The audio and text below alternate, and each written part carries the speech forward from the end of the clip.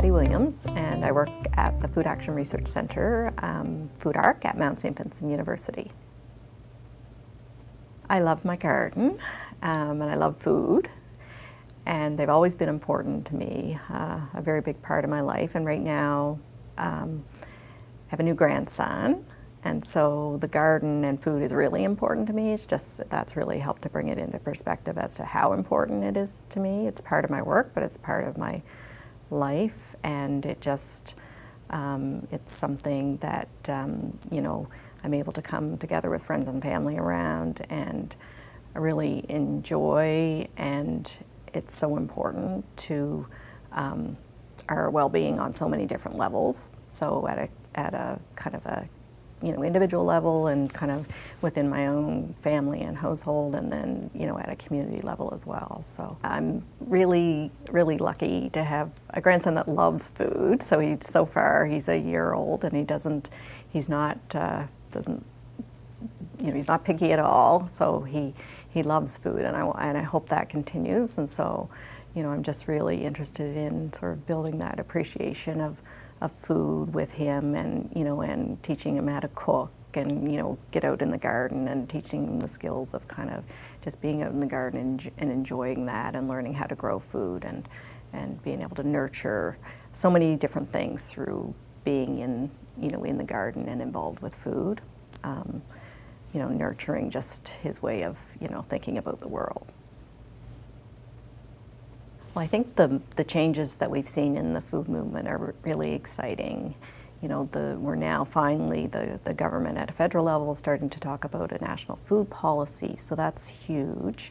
And I think that has happened because our food movement is so strong. So I think we've seen, you know, a really kind of a strengthening of that food movement at a local level, many different local levels across the country, you know, at a provincial level.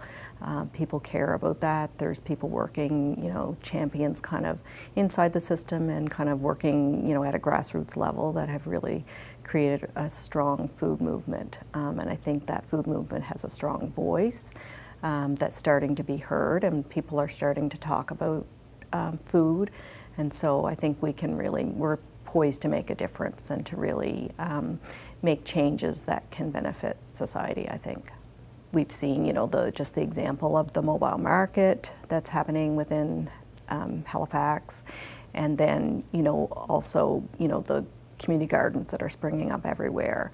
The fact that people are actually talking about it from a systems perspective, and not, you know, thinking about, you know, that people are questioning, you know, yes, we need food banks, but there's got to be a longer term, more sustainable solution to it. So the conversations that people are having really indicate that people understand the issues, I think, you know, more and more.